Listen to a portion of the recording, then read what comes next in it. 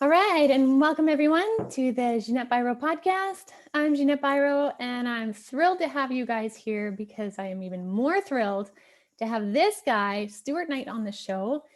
For those of you that haven't come across Stuart yet, let me tell you a little bit about him. He has written, produced, and starred in shows that have been seen by over 1 million people. And each year he speaks around the world, helping some of the planet's biggest companies reach new levels of success. You may have seen him or heard him on many TV and radio shows where he's often asked for his expert opinion on high-level communication. As well, he's an international traveler. He writes a sought-after blog, hosts a hit podcast, which is a pretty cool podcast, I gotta say so myself. And he shares videos that are seen, all over by over 12,000 people a week. And he's a critically acclaimed author of 2 books. He encourages people to really boycott what they thought and join a new revolution in thinking. Please join me in welcoming Stuart Knight. Yeah. Can you hear them? Yeah. Or, they're there. You know what? They're there. Usually it's like this. That's the look, right? I love that when I'm doing keynote presentations now to corporations, and people just forget they're on camera. And it's not like they're not into it. They're thinking about what you're saying. Mm-hmm. And whereas when you're in a live setting, you're kind of more, okay, you've got your pen, you're taking notes, whereas in camera, they're like this, sort of fiddling with their pen. You're like, oh my God, I'm sorry. Am I keeping you up? Am I keeping you up, buddy? Yeah. You know, it's funny. My husband said that to me the other day. He's like, lately you just have this face. I'm like, what do you mean? He's like, when I'm telling you a new idea, you just have this blank look on your face. And I was thinking, I'm like, is that because of Zoom? Is that because I'm so used to not having to participate facially or something, or like the amount of phone calls and things? Oh, which that's an interesting idea. I know, which brings me to the whole topic of why you and I are talking today, is because we're talking about conscious communication. Yeah, it's a big one. It's so important, right? And not just in a spiritual sense, because I'm all about spiritual stuff, spiritual concepts, communicating with your guides and stuff like that. But there is a consciousness to communicating with people in our lives. Yeah, it's something that's interesting, is that I believe you can actually have a spiritual experience if you engage in conversation on a conscious level, especially if you raise your consciousness while you're speaking to an individual with the intention of actually connecting with them beyond just the physical, but on a spiritual or on a emotional or on a psychological level, that you can walk away and you can literally have the same kinds of experiences that you feel when you come out of a deep meditation, or if you come out of maybe a conversation with a medium, like those kinds of things where you walk around, you're like, oh my God, I'm on this high, and you don't even know what it came from. Mm-hmm. Same thing can happen from conversation. Yeah, absolutely. And I think that's so important. And so, my question, the big question and the theme that I'm thinking of for this whole topic is have we lost the ability to communicate, or have we never actually had it? Yeah. What's your thoughts? Because you're the communications guy. You teach people, corporations, individuals, you teach and inspire people to communicate. So what's your thoughts on that? Well, it's funny because it's a question that I've asked myself on many occasions. And I actually, almost even from a marketing perspective, used to say to people that at one point we had it and we had lost it. And as I had gone longer and longer into this world, and now I've been doing this for, 25 years, I finally realized that I'm not necessarily convinced it was there at the level that I used to think that it was. So my answer won't be as black and white as I'd like it to be, but I'll say this. The one thing that we do know is that there was a time in history where it was just a thing where people would meet in physical spaces to share ideas, to talk. And my belief system was that because they were doing that, it must automatically assume that they were all having these really deep, meaningful conversations. Now, and I don't know what the answer is, I kind of feel myself, though, leaning toward the possibility that individuals back then were still talking about a lot of the same things that people talk about today: the weather, people's family members, work, your gripes about your crop not growing as well as you wish it would grow. And so while I love to believe that during times like the Renaissance period, or back in the days when you'd have Socrates and Plato and Aristotle, they'd be meeting in these grand courts, and they would be philosophizing about some of the world's biggest ideas of that time. I don't think that is much different than today. You still have this tiny, tiny group of people who are the ones who are getting together to have those big conversations. And from my experience of having spoken to over 1 million people, is that a lot of individuals are really still just having conversations in the same way that people have for centuries about subjects that don't allow them to connect on a conscious level, that don't allow them to understand each other on a meaningful level, because of all the things that do get in the way, which I'm happy to speak about today. So I would even argue, it's funny because the pandemic has almost given me this like little soundbite to use, and it wasn't my intention to kind of piggyback on the pandemic, but being in this position of somebody who travels the world speaking about the importance of powerful conversation, I couldn't help but say what I'm about to say to you, and that is, I would argue we have had a pandemic and an epidemic of lacking human connection well before this pandemic came along. I think it's kind of almost, for me, being in this industry, highly laughable, where all of a sudden now people are saying, oh my God, now that there's a pandemic, no one talks to each other, and we're all lonely, and we're not having these meaningful connections. While that is true, the pandemic has definitely had an impact. I'm the guy waving the red flag, going, guys, how good were your conversations before the pandemic? I mean, were you not just like many people getting together at the bar, seeing your girlfriends, seeing your buddies, having a glass of wine, and it was like, how's work? How are the kids? What have you been up to lately? It's so hot, isn't it? It's so hot. Oh, it's so cold. It's so rainy. And so we are repeating a lot of these conversations, and we walk away and we have that feeling, which I'm sure you and all of your listeners and followers have probably experienced many times in their past, which is you don't feel any different. You walk away and you didn't learn anything new. You didn't feel like your story was heard. You didn't feel as if someone said something that made you have a deeper understanding about yourself. You just walked away with what I call the big baseball card exchange. So we just give each other's stats. Here are my stats in the last few weeks since I've seen you, and here, let me get your stats. We exchange baseball cards and we walk away, right? I love that analogy. And we're not connecting. Yeah. So it's a thing that I think that we need to take seriously. I and you're going to hear this a lot, like during this conversation. I genuinely, and I'm out there screaming from the rooftops, saying to the world, which is like, this needs to be on the same level of the communication that we receive about importance of exercise, the importance of eating healthy, the importance of meditation, the importance of getting our mental health in order.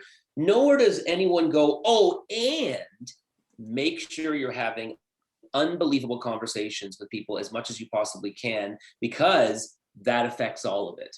You know, in fact, even like the research now has been coming out on this, and I'm researching it myself because it's my industry, but they've now been able to discover that they can better predict how long you're going to live, whether you'll have a disease in this lifetime or whether you'll ever suffer from a mental health issue, by understanding the strength of your human relationships better than they can by knowing what kind of food you eat, how much you exercise, and whether you're a smoker.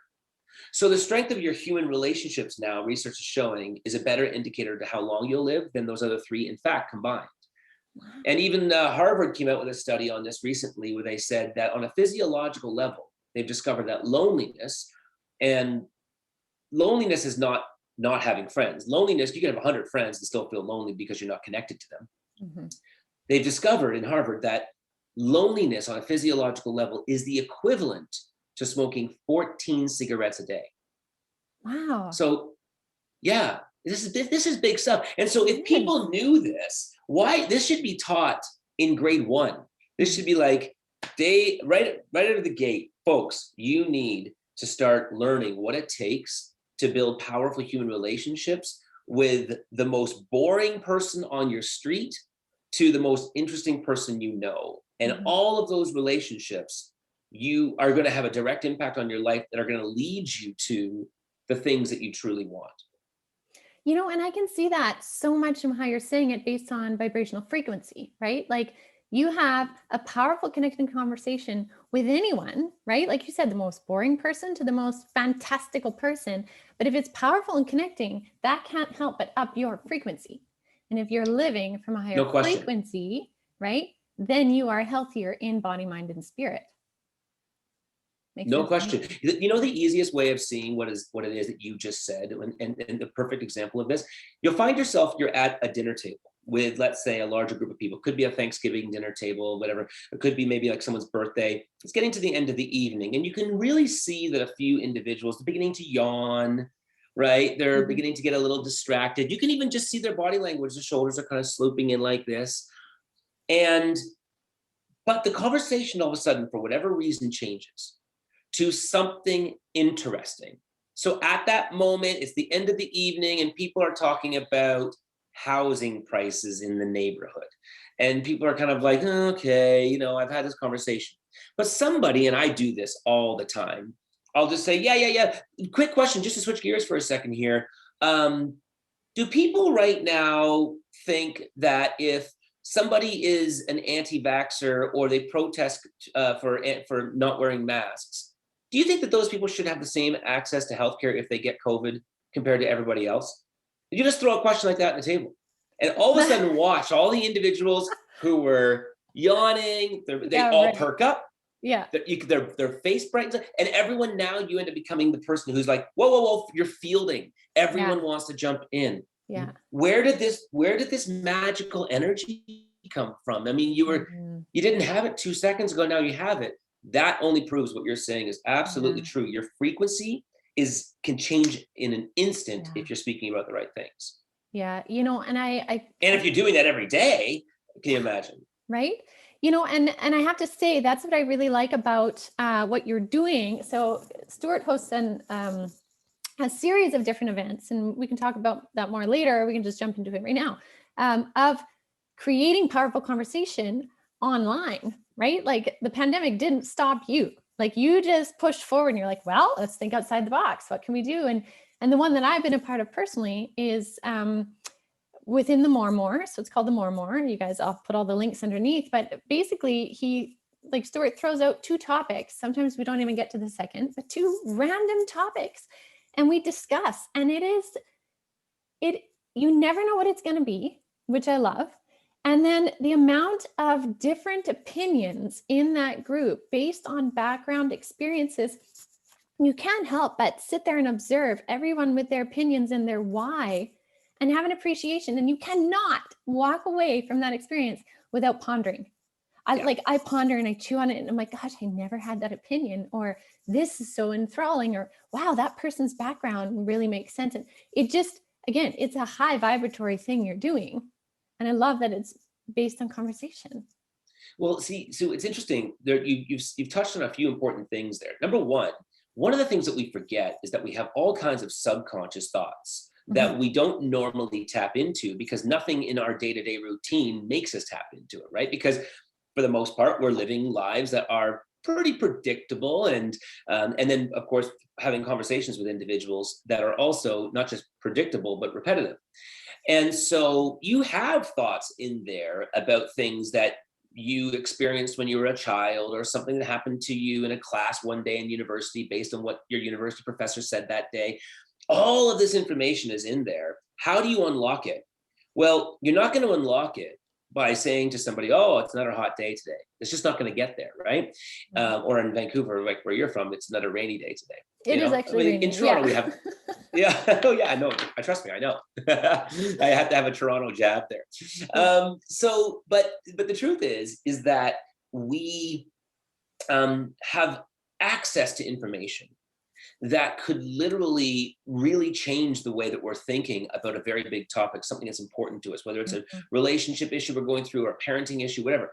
And we don't even know that gift is sitting there until something does unlock it. And so when you throw yourself into the conversations that we have every Friday, where we talk to a bunch of individuals who I, of course, do deliberately not just choose people who are living the game of life on the highest level possible, but also people who live life from completely different worlds. So we've got like Juno Award winners, We have, comedians who are in the group, actors, people that do the work that you and I do. And so you bring them all together and you get these different perspectives from different people. Yeah. However, so that unlocks the subconscious. But the second thing you touched on there, which I think is so important for people who are watching this right now and listening to this, they don't have to think to themselves, oh, well, do I have to just sit back and wait for Stuart to invite me to this group or for somebody else within my social circle to do it? No, you have to treat conversation the same way you treat the things I was saying before, which is, let's call it exercise. Mm-hmm. You don't wait for someone to call you to go to the gym. You know it's important, so you schedule yourself to go to the gym, to take your yoga class, to go lift the weights, to hit the treadmill. How many people right now watching this or listening to this have ever scheduled powerful conversation into their life? We don't do it. We wait for it to happen. That blew my mind. And I've been loving it though. I was like, I've never scheduled conversation. And then since doing your Fridays, I love these scheduled Friday conversations. Right. Yeah. It's no different than scheduling therapy. Yeah.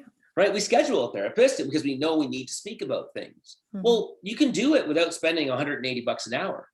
Right. You can It's amazing what will happen when you're having a conversation with somebody who starts telling you about maybe a fear they're going through, an insecurity that they're experiencing, whatever it might be, and how therapeutic that can be for you to listen and go, oh, I'm not alone. I look at that person, I see them so attractive, I see them as being so successful.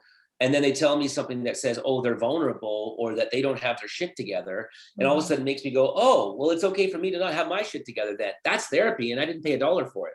Mm-hmm. And so you can not only can you tap into subconscious parts of your brain by doing this, but you also have to remember that you can have a therapeutic experience from doing this.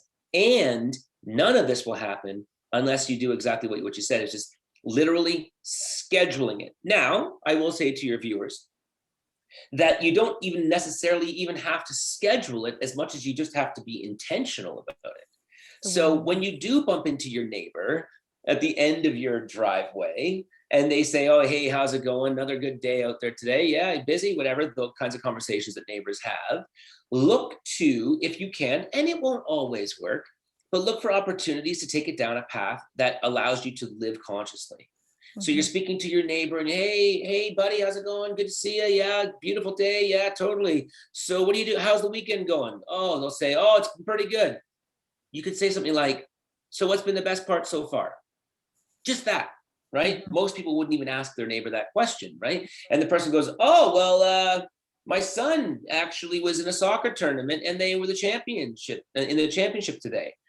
Oh, really? And then from there, what they've done is they've just opened the door. Mm-hmm. And now it's your job to still be intentional, to be conscious and say, oh, really? So are you you can say something, are you one of the coaches of the team? Yeah, I am. Oh, well, what's one of your favorite things about being a coach? And the person goes, oh, well, and they'll say, I really enjoy the opportunity to be able to display, to be a leader to those kids. Oh, that's really cool. Are there any other areas in your life where you're tapping into past leadership skills that you use in order to be a great coach to those kids? And you're just being conscious. And the person goes, well, yeah, you know what? I don't know if you know this, but I actually used to be in the Navy. Really? You used to be in the Navy? Yeah, I was actually a commander in the Navy. And they start talking about that. Just keep asking them good questions on the specific things they're saying. And all of a sudden that boring conversation that you have every day with your neighbor turns into this fascinating connection. And before you know it, you're both talking about how you were at the same concert in the 1970s and didn't even realize the other person was there. That's connection. And you made it happen because you consciously were involved in it. Yeah. Yes, I love that. And it's inspiring, but it's also very easy. And, so that's one example where it's a chill conversation, right?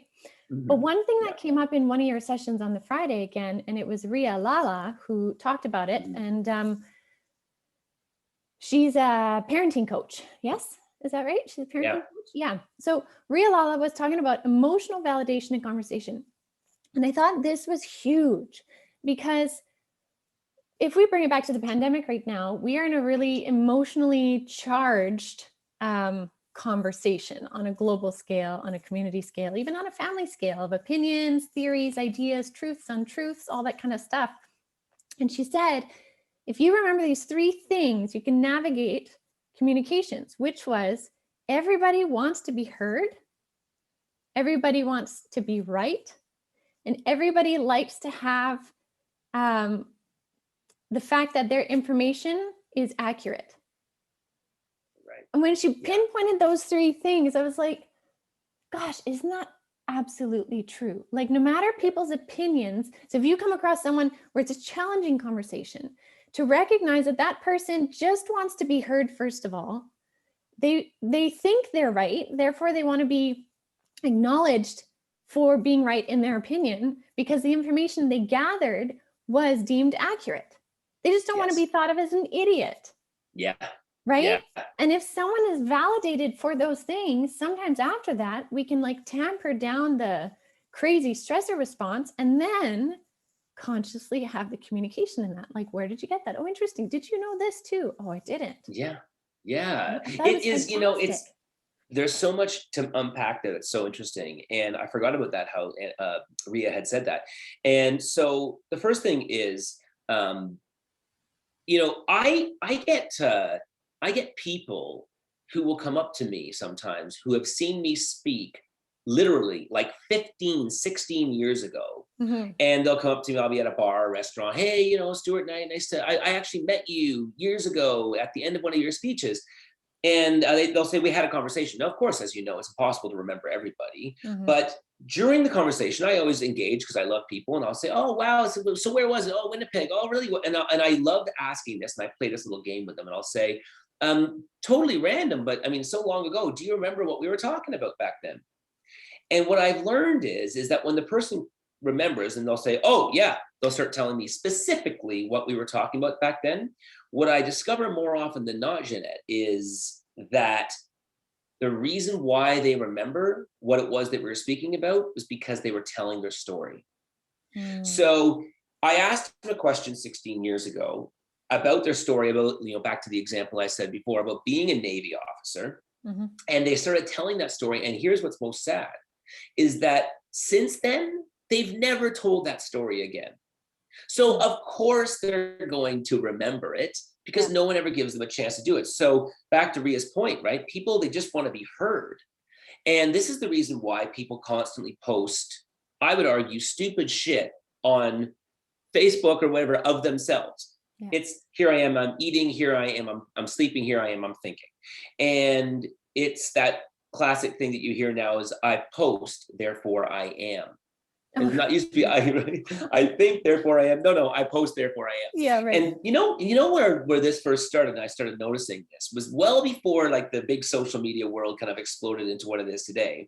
Remember when blogs first started coming out and we were all like, this is so cool. Like you can actually read somebody's blog and it comes out and just lands in your inbox every day, like, which is so funny because now that's just such old technology. Yeah. But did you notice, because I noticed this, every time anybody would go on vacation, and they'd be gone for 2 or 3 weeks or traveling through Europe, let's say. Mm-hmm. They would be blogging about their experience. And I always remember thinking to myself at that time, why are you writing to all of us? Just enjoy the experience, be where you are. And I realize now, and I realized it back then too, what was happening is that people were saying, don't forget about me. I'm going to be gone for 3 weeks. Don't forget about me. Please don't forget about me because I value these relationships so much because these relationships allow me to be heard, allow me to be seen.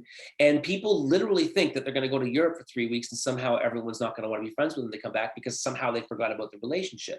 Well, you fast forward now to the world of social media, and that's exactly what everyone's doing. They're always screaming, don't forget about me, don't forget about me, don't forget about me, right? And it is. And I have a friend actually who told me about his, at the time, couple of years ago, I think she was about a 15-year-old girl, and she was sick. She had like the flu or something, and she was so sick, like the way that we are when we're kids. She like needed to be in bed and not on social media.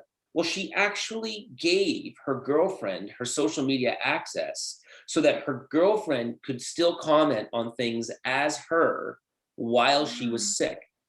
And this is a young girl who's so desperately afraid of not still being seen, even if she's just out of the scene for a couple of days because she's sick. So yes, we want to be heard, and you're right. We want to be validated because we don't actually always think that what we believe is true is true. Now, I'll go one step further. Another reason people want to be validated is not necessarily just to make themselves right, but to make everyone else they love right. I need everyone else to be right because I love them. And if they're wrong, well, then what else could they be wrong about? And if they're wrong about other things, well, then maybe my father, who I see as a superhero, if he's wrong about any big subject, politics, religion, you name it, well, maybe he was wrong in the way that he raised me. Maybe he's wrong in some of the values that he gave me. So I need to have conversations in order to validate that my father is actually as smart as I think he is. Yeah. So people don't realize that conversation is this constant like game that we're playing with the intention of satisfying certain psychological needs. So I would argue that if you go into conversation, the best thing you could possibly do is, yes, 100% look to be heard. But while you're being heard, always just assume that you're nothing more than just a little tiny baby in the middle of the universe who is constantly trying to explore and figure out this thing called life, and that there will never, in fact, be an explanation to it. So just be that student every day, all day for the rest of your life. And by being that student, just be open to the fact that while you are connecting on a deeper level, you're continuously giving yourself the opportunity to be coming out of this thing called life, not just with a graduate degree, but with a PhD and maybe some sort of other acronym that we can use and some other designation that's even higher than a PhD. That's the goal, is to really just soak in life. And how can you do it without people? You know, people are the best television show of all time. All you ever have to do is ask the right questions, just flip around from channel to channel. Oh my gosh. Isn't that so true? Like it absolutely is true. And you know, I had done a podcast a little while back with my husband about like just meeting people where they're at, right? Like meet them where they're at, find out where they're at, meet them there. And I find that too helps conversations flow more as well when we're not trying to, like, for example, me being a medium and talking about spiritual cosmic stuff, I can't just pull out that crazy cosmic stuff that we talk about in the cosmic consciousness circle to my neighbor, right? Like I can't be like, they're like, hey, how's your day? And I'm like, well, actually this morning I was channeling some Pleiadians and we were talking about the Galactic Council. And, you know, they would be like, what right? the Like, I'm not meeting them where they're at. And so we can block conversations, but we can, when we consciously choose to meet someone where they're at and explore what that is, like you're saying, by asking really conscious questions, right? To see where it might go, we can create these beautiful experiences that leave us pondering when we walk away. You know, a perfect example of this, I hear this all the time, and you made such a good point, Ginette, and that is, people will say to me all the time, oh, well, yeah, okay, so that's great when you meet interesting people to, you know, to use all those tools that you talk about in your book and the things you speak about on stage. But what about when you meet boring people? There's nothing for them to say. And I've always come back and say, show me the boring person. Give me this quote unquote boring person and let me have a go at them. Because what I discover is so often people will say, while I'm sitting there speaking to their husband, the number of times I've heard the wife go, I never knew that about you. What, really? Yeah. And they're like, I always saw you, like you always go into the basement and you work on your trains, and you've never told me that it was your secret desire to be a dancer when you were a teenager. What the hell, right? And so the point is that, guess what? You never asked. Yeah. Right? I joke around about this in one of my speeches where I say, I love it when I'm sitting in a restaurant and I'll look across the room and I see some old couple, like literally in their 80s, 90s. They've been married for like 50 years and they haven't spoken to each other for like the last 15 minutes. They're just eating their dinner. One's looking one way, the other one's looking the other way, looking around the room. And it's like as if they're convinced that they've covered every topic. They've never, there's nothing else to talk about. And I joke around in my speech. I say, I always just want to leave my table, walk over to that person's table and just say, hey, look, if you two could be invisible for one day, where would you go and why? You're welcome. And then just walk back to your table. The two people will instantly start like, I've never thought about Gertrude. Well, where would you go if you were invisible? It's just about asking the right kinds of questions. I was at a barbecue one time and I met a guy whose job it is to dispatch the snow plows in the city of Toronto when there's a snowstorm. That's his job. Yeah. And a lot of people would have heard that and thought, boring, you dispatch snowplows. Like there's nothing to be said. Him and I spoke about that for an hour, and people by the end of it were crowding around because I was asking, like, do you ever do certain affluent neighborhoods get the snowplows first? Are they ever influenced by city councilors? Where does a snowplow get gas when a snowplow actually runs out of gas? Have you ever heard of a situation where somebody has actually run somebody over with a snowplow? What do you do in a situation like that? Like, and like the number of questions I had for this guy and everyone else who were his friends had never thought to ask him any of it. And it was the most riveting conversation. So if someone's boring, most likely they're not the problem. It's you. That's hilarious. Now, my question for you is, when you were a kid, were you this curious about stuff? Were you the kid that asked their parents like 500 questions in the 5-minute ride on the way to school? Yeah, most likely I was. Yeah. I would definitely say I've always been curious about life. I've always been curious about people. Yeah. And to the point where even my partner today, she sees it as slightly obsessive compulsive. Like I'm the guy who sits in Starbucks having a coffee, and I'll say, okay, so you see this guy that just walked in?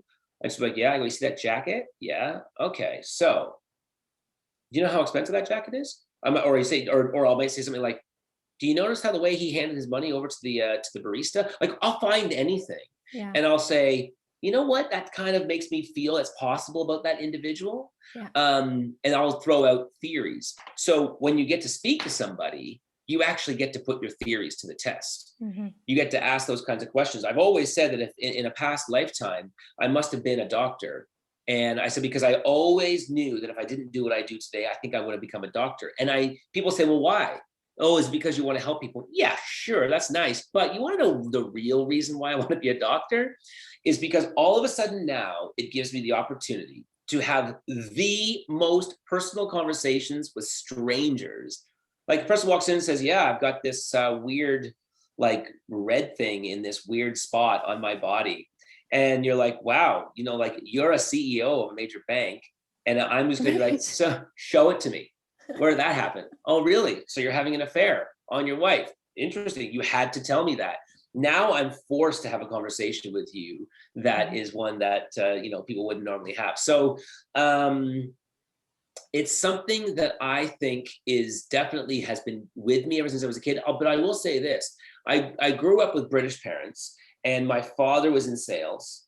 And so his job naturally was to always be building relationships and to be asking good questions. So I did get that as a teacher with my father, where I would see the actual, I guess in real time, what can happen when you ask good questions. Mm-hmm. And then it's like anything else, you just want more of it. In fact, one of the members of our group that we meet up with on every Friday recently sent me a personal email, and she said, now that I've actually seen what happens when you ask good questions simply by just watching the questions you ask, she said, I'm now asking my parents and my husband and my friends these kinds of questions. And she said, I'm blown away by the response that I'm getting and the connection it's creating. And it ends up becoming a drug. And once you've had the drug, you just want more and more of the drug. I mean, I think it's probably saying this true for you, is that once you've seen somebody who has been, like, let's say, for example, just desperately in pain because of loss of a loved one, and then you connect them with that loved one and you see like the pain disappear. I mean, that's got to be a drug. That once you've got that drug, how could you not want more of that, right? Yeah, it's the good vibes, right? It's the high vibes. It's definitely the high totally. vibes. Like, and look, here's the other thing. Sorry to jump on you there, but I would say something that people forget about is, okay, so we're talking about consciousness. We're talking about the spiritual connection. That to me is the ultimate payoff of having these kinds of powerful conversations. However, there is so much more that a person can get on a practical level by having these kinds of conversations that they don't think about. Think about anything you want. You want to go on a really cool vacation this summer. There's a certain type of job that you want right now. You're single and you're trying to meet the person of your dreams. Pick anything you want. You want more friends. Every person as LinkedIn will tell you, is just a few degrees of separation away from what it is that you actually want. Yeah. And the problem with LinkedIn is that everyone just thinks that they can just go out there and they can just ask everybody for what they want and everyone's just going to give it to them. No one's going to give you anything unless you got a relationship with them. So if I have a relationship with you where I like you, I want to introduce you to somebody who you could spend the rest of your life with. I want to introduce you to a business opportunity because I like you. And in one of my speeches, I talk about this. And in my book, I talk about this. At the end of the day, your ultimate goal is to have the kinds of conversations that influence people to do four things: to respect, admire, value, and like you. And the more people respect, admire, value, and like you, the more they're going to introduce you to the dream job, to the dream person, to the dream experience. And not only that, I was talking earlier on about the idea of releasing subconscious thoughts within your own brain. You can do it with other people's brains too. They forget about that unbelievable, little place they once traveled to in Thailand that if you went to, it would blow your mind. And it's because of the conversation. They go, oh, you know what? You know where you should go? But they're the ones who have the information. You got to pull it out of them. Yeah. And I think too, that also helps people, the gift of asking good questions helps people come back to some memories that they may have just kind of left to float away, but were actually so nourishing. And so although you gained a lot, say the Navy guy, you gained a lot, he walks away gaining a lot. And I have to say, this happened to me the other day with my son, right? Because my son loves to ask a million questions, right on. Especially at bedtime, right? If it's bedtime, he's like, Mom, can I just have one thing? And the one thing usually means 10 minutes of a million random questions, which could have been done during the day. But anyways, we were sitting there waiting at my daughter's dance, and he and I were just sitting there waiting for it to be done. And he starts off, he's like, Mom, do you ever do anything fun? Great question. It's like, what? I'm like, yeah. He's like, well, what kind of stuff do you do that's fun? I'm like, buddy, how am I not fun? He's like, no, before I came around. And so I started talking about different things. And we started talking about when I was in Kandahar and I got to drive in a tank and I got to fire a machine gun and I got to jump in the bunkers. And I'm telling him these stories because he asked. Those stories are they've gone away. But he was like, oh my gosh, Mom's cool, number one. But number two is because he asked the questions, I left remembering those memories and being like, yeah, that was really cool, wasn't it? Yes. Yeah, that is a part of who I am still. And so I find that when we're conscious in communication, not only does it benefit us, but it creates ripples and it mutually benefits the interactee.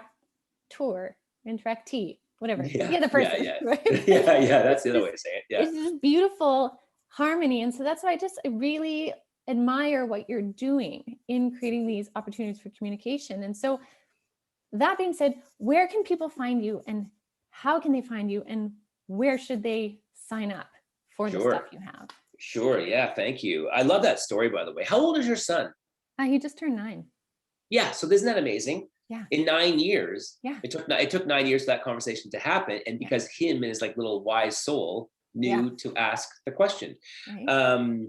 And you're right. I do believe that if anybody watching or listening to this is actually wanting to make the world a better place, yes, you should maybe consider about putting solar panels on your roof. And yes, maybe stop eating as much beef as you do. All these things that we know that change the world. But if you really want to do it, play your part in having these kinds of conversations because of exactly what you just said. The ripple effect of what happens because your son then goes to his school and he talks to his teacher and tells his teacher about his mom. And she went into a tank and she shot it. And then all of a sudden that woman goes home and speaks to her husband. The ripple effect is mind blowing. You are literally changing the world and you'll just never even know it. So to answer your question, we decided during this pandemic to double down. And so conversation has always been a space that, as you know, I speak about it and I write the book on it, but we said, let's go all in and create the ultimate world's best resource center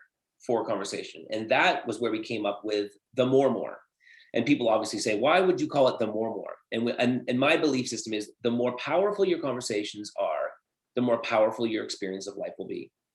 And so that's why we're it's the more and more. So the more.com is where people can go. And I decided to create a lot of free resources there so that people don't have to think about it. Oh, should I pay $10 for this? I don't know. Just get it. It's free. It's easy. And so we have a few things. We've got date night. I'm saying to people, pour yourself a glass of wine, sit down on the couch with your partner, and just press play on the video. And it will be me with a pre-recorded video taking you through questions that most often couples don't ask each other. Like, what is the one thing that I do that makes you feel most loved? I mean, people don't even know the answer to that question. They think they know the answer, what their partner would say, and they find out something completely different. So we've got date night. We've got the conversation party. Right now, all around the world, people are having catch-up sessions with their friends over Zoom. What do they talk about? Did you get vaccinated? Oh, you see what's going on in India these days. Crazy, isn't it? And they're talking about the pandemic and lockdowns. Depressing as hell. What about saying to each other, hey, you know what? If you could have been the inventor of any one thing in the history of time, what would it be and why? All of a sudden now you and your friends are going to have a much different kind of conversation. So we have the conversation party. And the third free thing that we have there is family fun time. One of the biggest things I think that you hear about families when their children move away is that they miss the conversations. They miss talking to them. As well, when kids are young, around 9 years old, they miss actually really understanding where they're coming from. I always say people don't really ask how school was that day. They ask what school was that day. Because children, what they'll do is just give you a chronological breakdown of what happened, not how any of it made them feel. And so family fun time was designed to get families together, whether it's with your young kids or whether you being the kid in your 40s, maybe talking to your parents who are in their 80s, getting together and asking each other the kinds of questions that people don't normally ask each other. And so that you can have those conversations with the people that you love the most. And so there are 3 resources there, and they can go check any one of them out. And then for the corporate crowd, anybody who's in the corporate crowd, I have a paid one. There is one paid one where they can do team building experiences with their group with the intention of becoming stronger as a team, becoming more competitive, becoming more successful. Because if without those strong bonds with your team in the workplace, you're only ever going to reach a certain level of success. So it's all there at themoremore.com. And we also have it on Instagram as well. They can go to the More Life on Instagram, where I'm posting conversation starters every day. Awesome. I love it. And you post videos on there too. So people can find that. And also, what if are your books available on your website on the More as well? Yeah, I believe it is. I think I should know that. I mean, it's there at stuartknight.com for sure. You can buy the book, but anybody who actually wants to learn how to be able to really create powerful conversations with the people within their lives, they can go to stuartknight.com or themoremore.com. Yeah, it is there. It is there on themoremore.com. Okay, awesome. Well, we could have talked for hours and hours. So we will definitely have to do this again. I know there will be a part 2. Sure. But thank you so much, Stuart, for joining me today and sharing all your insights. I really hope this inspires people to consciously communicate and how much that's just going to enrich their lives. So my absolute pleasure. Awesome. Okay. Thank you everyone for watching, and we'll check back with you next week.